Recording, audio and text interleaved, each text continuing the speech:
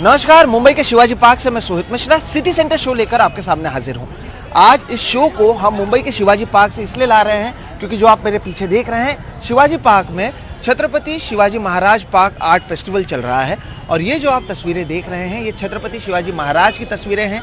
ये वो तस्वीरें हैं जो दुनिया भर के अलग अलग म्यूजियम में लगे हुए हैं जब उनकी चित्र बनाई गई थी।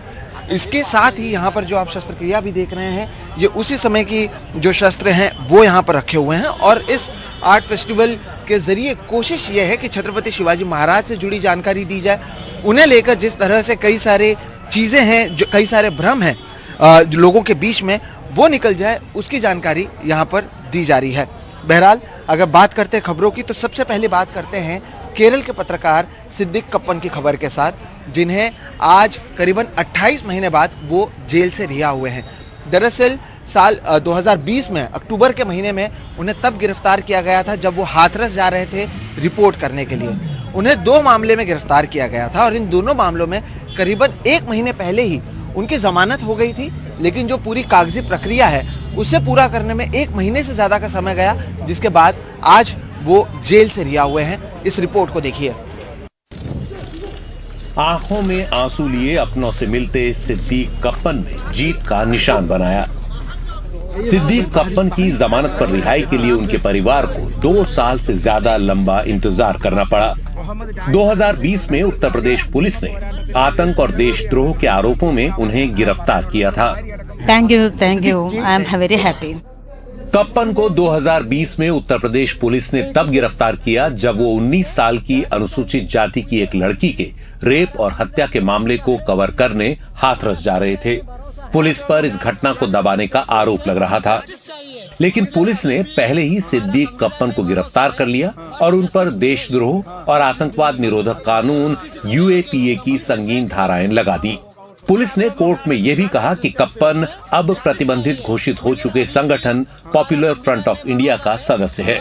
2021 में प्रवर्तन निदेशालय यानी ED ने उनके खिलाफ आतंकवाद को फाइनेंस देने से जुड़े मामले में केस दर्ज किया। सितंबर 2022 में आतंकवाद से जुड़े मामले में सिद्दीक कप्पन को सुप्रीम कोर्ट ने जमानत दे दी। दिसंबर 2022 में इलाहाबाद हाई कोर्ट ने हवाला के मामले में उन्हें जमानत दी, लेकिन ट्रायल कोर्ट की जमानत की शर्तों को पूरा करने में सिद्दीक कप्पन के वकीलों को महीने भर का समय लग गया। सिद्दीक कप्पन का कहना है कि उनका गुनाह सिर्फ इतना है कि वो पत्रकारिता कर रहे थे। जर्नलिज्म इज एक एक्टिविज्म, दिस इज नॉट। मेरा अपराध पत्रकारिता करना था। पत्रकारिता सामाजिक काम है। सोचिए, उन्होंने मुझे PFI का संस्थापक सदस्य बताया। UAPA और AFSPA जैसे कानून के खिलाफ मेरा संघर्ष जारी रहेगा। UAPA, AFSPA, like this. पिछले साल सितंबर में कप्पन को जमानत देते वक्त सुप्रीम कोर्ट ने उत्तर प्रदेश पुलिस को सख्त फटकार लगाई थी और कप्पन के खिलाफ सबूतों पर गंभीर सवाल खड़े किए थे। सुप्रीम कोर्ट ने कहा था कि बोलने की आजादी के अधिकार का हर हाल में सम्मान करना होगा। कप्पन की रिहाई उनको बेल मिलने के लगभग 1 महीने के बाद हुई। अब इससे और बड़े सवाल भी सामने आए हैं। वो आरोपी जिनको कोर्ट के द्वारा बेल मिल चुकी है, वो भी जेल में क्यों बंद रहते हैं? ब्यूरोक्रेटिक डिलेज और प्रोसीजरल लैप्सेस की वजह से इस तरीके के केसेस सामने आते हैं। हालांकि कप्पन की रिहाई ना सिर्फ कप्पन और उनके परिवार के लिए एक बड़ा विंडिकेशन है, बल्कि उन तमाम जर्नलिस्ट, उन तमाम पत्रकारों के लिए विंडिकेशन है जिन्होंने पूरी फियरलेसनेस के साथ हाथरस क्राइम पर रिपोर्ट किया। लखनऊ में अपने सहयोगी राजेश गुप्ता और विनीत के साथ वेदांत, NDTV इंडिया। सरकार की ओर से जोर शोर से ढिंडोरा पीटकर यह कहा जाता है कि गरीबों को मुफ्त राशन दिया जा रहा है, लेकिन मध्य प्रदेश में पहले धान में और अब गेहूं में रेत मिलाने का वीडियो वायरल हुआ है। इसके बाद अब पुलिस की ओर से आधा दर्जन से ज्यादा लोगों के खिलाफ FIR दर्ज की गई है। अनुराग द्वारी की इस रिपोर्ट को देखिए।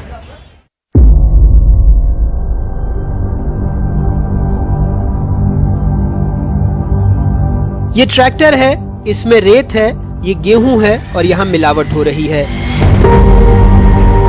सतना के रामपुर बघेलन तहसील के बांधा गांव में साइलो है, जहां समर्थन मूल्य पर खरीदे गए गेहूं का भंडारण किया गया था। यहाँ गेहूं में रेत और मिट्टी मिलाकर उसका वजन बढ़ाने का खेल चल रहा था। साइलो बैग में बतौर ऑपरेटर काम करने वाले आयुष पांडे को जब बर्खास्त किया गया तो उसने ही ये वीडियो वायरल किया। वहीं कंपनी के मैनेजर ने कहा उनके यहाँ मिलावट नहीं होती। बैग खोलने के बाद इसमें 30 कुंटल 40 कुंटल मिट्टी पर डे डाली जाती है। Per day? जी, पर डे, हर एक बैग में। तो तुम क्या थे यहाँ पे स्टाफ? मैं स्टाफ में था सर, कंप्यूटर ऑपरेटर था। सर मैं वार्न किया था ना सर, 2 बार 3 बार अधिकारी से बोला, मैं कंपनी के ऊपर अधिकारी से बात किया, वो बोले 10 दिन का टाइम दो, मैं एक्शन लूंगा।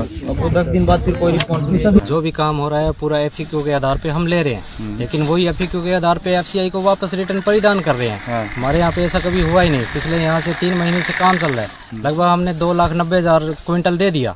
आज तक कभी कोई ऐसी शिकायत आई नहीं, लेकिन हो सकता है किसी ने कुछ किया हो, लेकिन मैं भी पिछले 15 दिन से छुट्टी पे था। कोई कुछ भी कर सकता है सर। आरोप है कि एक बैग में 40 किलो तक मिलावट हो रही थी। प्राथमिक जांच के बाद आरोप लगाने वाले, सफाई देने वाले समेत 6 लोगों पर FIR दर्ज की गई है।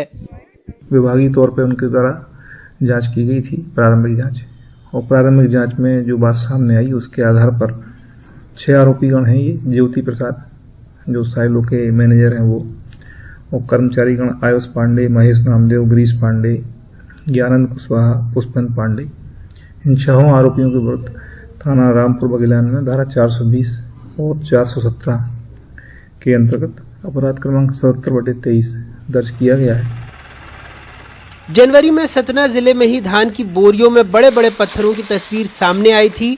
बताया गया कि 15,000 से ज्यादा बोरियों में रखा 6,200 क्विंटल से ज्यादा धान अमानक था, जिसमें भर भर कर मिट्टी, बालू, पत्थर रखा गया था।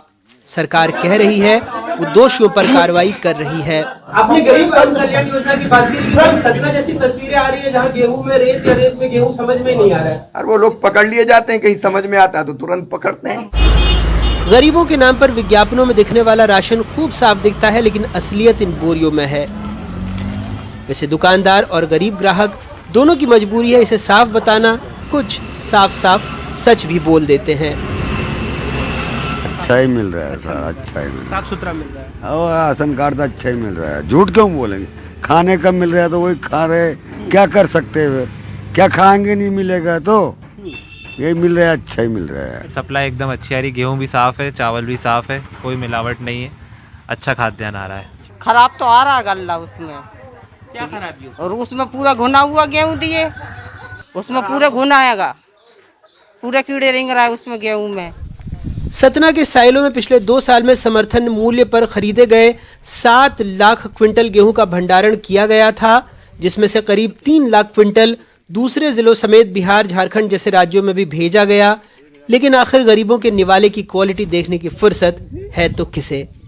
गरीबों को 2023 तक मुफ्त अनाज की योजना का खूब बखान हो रहा है, ये सुर्खियों में है। लेकिन मध्य प्रदेश समेत देश के कई बड़े राज्यों में 2 खामियां सामने आ रही हैं।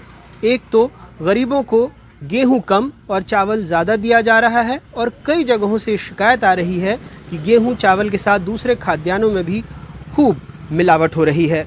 सतना से अपने सहयोगी ज्ञान शुक्ला और भोपाल से कैमरा पर्सन रिजवान खान के साथ अनुराग तिवारी, NDTV इंडिया। देश की सबसे अमीर रेस इंडियन डर्बी के लिए अब तैयारियां जोर शोर से शुरू हो चुकी हैं। मुंबई के महालक्ष्मी रेस कोर्स में रविवार के दिन इंडियन डर्बी खेला जाएगा, और इसके लिए इस साल करीब 2 करोड़ रुपए की इनाम राशि तय की गई है। इस रिपोर्ट को देखिए। घंटों तक रेसिंग ट्रैक में प्रैक्टिस करने के बाद अब ये घोड़े स्विमिंग पूल में नहा रहे हैं। इन घोड़ों की तैयारी रविवार से मुंबई के महालक्ष्मी रेस कोर्स में होने वाली इंडियन डर्बी के लिए की जा रही है। घोड़ों के साथ ही देश भर में कई खिताब जीतने वाले उनके जॉकी की भी प्रैक्टिस जारी है। मैं 1000 रेस जीता हूँ अब तक। ये तो सबका ड्रीम रहता है इंडियन डर्बी जीतने का, और ये सबसे इंडिया का सबसे बेस्ट बड़ा रेस है, और उसमें से मेरा भी चाइल्डहुड ड्रीम था जॉकी बनने का और इंडियन डर्बी जीतने का। और अभी ये प्लेटफॉर्म पे मैं पहुंच गया हूँ कि मैं इंडियन डर्बी का बेस्ट पिक, जो फर्स्ट 4 पिक जो रहते बेस्ट घोड़े, उसमें से मैं पिक कर सकता हूँ। तो उसमें से एक घोड़ा है वंसुगो ब्लैक। मैं तो एटलीस्ट 22 ईयर से वेट कर रहा हूँ कि कब मुझे चांस मिले रेस जीतने का। बस सो इट्स ये एक प्रेस्टिजियस रेस है और जो भी जॉकी ये रेस जीतता है या ट्रेनर या ओनर, उनके लिए एक बहुत बड़ी बात होती है कि उनका लाइफ का एक अचीवमेंट होता है। करीब 2 करोड़ रुपए के इनाम वाली इस रेस में 19 प्रीमियम घोड़े हिस्सा लेंगे। जॉकी के साथ ही ट्रेनर भी दिन रात रेस की तैयारी में जुटे रहते हैं। पार्वती ब्याराम जी इस साल के इंडियन डर्बी में हिस्सा लेने वाली अकेली महिला ट्रेनर हैं। All the horses that are here have earned their right to be. यहाँ पर जितने घोड़े हिस्सा लेने वाले हैं वो बहुत कुछ साबित कर यहाँ पहुँचे हैं। हर एक सुपरस्टार है। कई घोड़े रिकॉर्ड तोड़ चुके हैं। यहाँ एक लंबी रेस है करीब 2400 मीटर की। आपको अपने घोड़े को इस दूरी को तय करने के लिए तैयार करना पड़ता है। आपको ये भी देखना होता है कि घोड़े और जॉकी दोनों ही सही रहें और आप जीतने की कोशिश कर सकते हैं। It is a 2,400 meter race, so you have to train your horse to be able to stay. Indian derby का आयोजन पिछले कुछ दिनों से विवाद में रही मुंबई के महालक्ष्मी रेस कोर्स में हो रहा है, जिसे यहां से करीब 35 किलोमीटर दूर शिफ्ट करने की बात की जा रही है। करीब 29 डर्बी जीत चुके पूर्व भारतीय जॉकी चैंपियन पेसी श्रॉफ को उम्मीद है कि इस जगह के साथ कोई छेड़छाड़ नहीं की जाएगी। पेसी श्रॉफ के 2 घोड़े इस डर्बी में हिस्सा ले रहे हैं। इंडियन डर्बी इज लाइक हम सभी के लिए ये डर्बी एक ओलंपिक की तरह है। मुंबई रेस कोर्स हर किसी के लिए खुला हुआ है।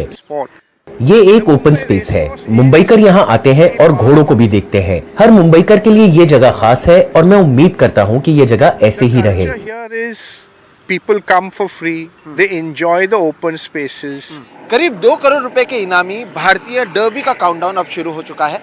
रविवार के दिन प्रीमियम घोड़े और उनके कुशल जॉकी इसी महालक्ष्मी रेस कोर्स के मैदान पर उतरेंगे और उनका उद्देश्य होगा इस भारतीय डर्बी को जीतना। मुंबई से कैमरा पर्सन प्रवीण जी रोहित के साथ Sohit Mishra, NDTV India. Budget में इस साल देश के सीमावर्ती गांवों में पर्यटन को बढ़ावा देने की घोषणा की गई है, जिसके बाद राजस्थान के जोधपुर, जैसलमेर और बीकानेर जैसे जिलों में उत्साह बढ़ चुका है। हर्षा कुमारी सिंह की इस रिपोर्ट को देखिए।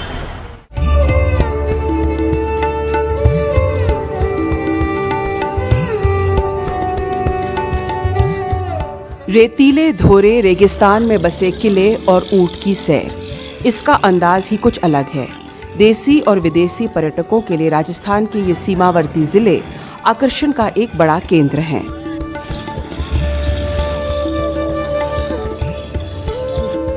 लेकिन यहाँ जितनी तादाद में पर्यटक आना चाहता है, आ नहीं पाता। हम वैसे तो ट्रेन से आए हैं जयपुर तक और फिर जयपुर से यहाँ तक हम टैक्सी से आए हैं। तो अगर कनेक्टिविटी की बात की जाए, यहाँ पे अगर एयरपोर्ट होता, फ्लाइट होती तो हम सीधा जयपुर से जैसलमेर फ्लाइट से आ सकते थे। जनवरी, फरवरी और मार्च में यहाँ डेजर्ट फेस्टिवल और खेल कूद के आयोजन रहते हैं।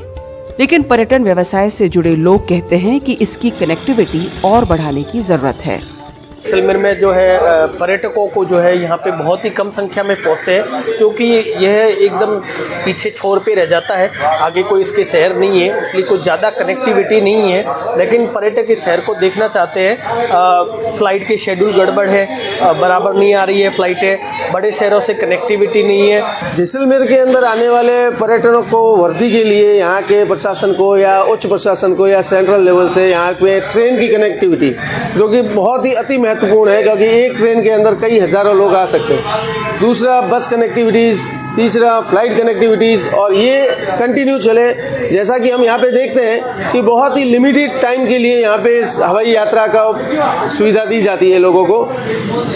हमारा मानना ये है कि अगर ये जुलाई के प्रथम वीक से स्टार्ट होकर पूरा मार्च और अप्रैल तक चले, और हो सकता है अगर पूरे वर्ष चले, तो जैसलमेर को मैं मानता हूँ कि पर्यटक की कमी कभी आएगी नहीं। लेकिन सिर्फ जैसलमेर ही नहीं, रेगिस्तान की ये संस्कृति बाड़मेर और बीकानेर जैसे जिलों में भी देखने को मिलती है। और अब केंद्र सरकार से उम्मीद है कि यहाँ बुनियादी सुविधाएं उपलब्ध करवाई जाए, ताकि मरु प्रदेश में मेहमान नवाजी को अवसर मिले और लोगों को रोजगार भी उपलब्ध हो। जैसलमेर से गणपत दहिया के साथ जयपुर से हर्षा कुमारी सिंह, एनडीटीवी इंडिया।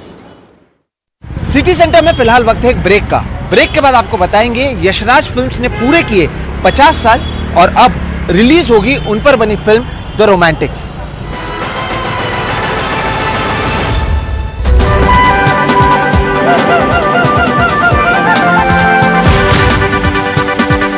तो वहीं सिटी सेंटर में आज फिलहाल इतना ही। आप मुझे, मेरे वीडियो जर्नलिस्ट अशोक महाडिक और हमारी पूरी टीम को दीजिए इजाजत।